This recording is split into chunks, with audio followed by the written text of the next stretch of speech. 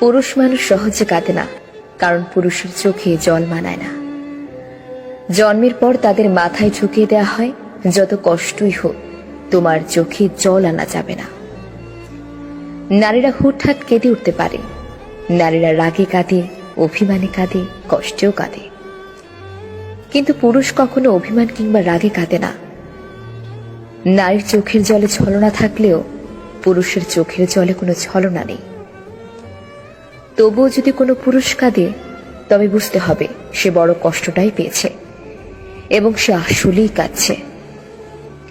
পুরুষ কান্নার অভিনয় করতে পারে না। পুরুষের কান্নার দৃশ্য ভয়াবহ। পুরুষের কান্নার কারণ তীব্রতার হয়। তবুও পুরুষেরা কাঁদে। পুরুষ কাঁদে চার দেয়ালের আড়ালে। পুরুষ কাঁদে বারবার ইন্টারভিউ বোর্ডে ব্যর্থ হয়ে সার্টিফিকেটের দিকে তাকিয়ে। পুরুষেরা কাঁদে সংসারের চাহিদা না মেটাতে পেরে।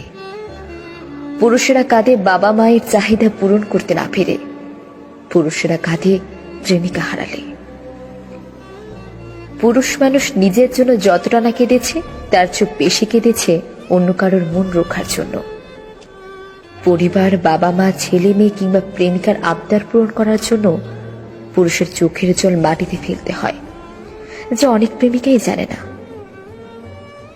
ইতিহাস বলে, যে নারী ইচ্ছাকৃতভাবে পুরুষের চোখের জলের কারণ হয়েছে, সেই নারী জীবনে খুব একটা সুখী হতে পারেনি। এটা নয় কোনো পুরুষের অভিশাপ, এটা পুরুষের চোখের জলের কারণ আর দীর্ঘশ্বাস।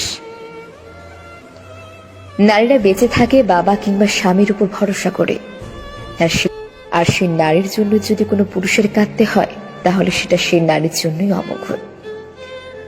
পুরুষের চোখের জল বিফলে যায় না, প্রকৃতি তার প্রতিদান দেয়।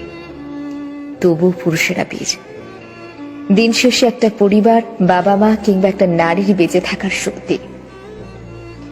পুরুষকে কাঁদিয়ে যে নারী জীবনে বড় হতে চেয়েছে, তার সারা জীবন ভাঙতে ভাঙতে গেছে।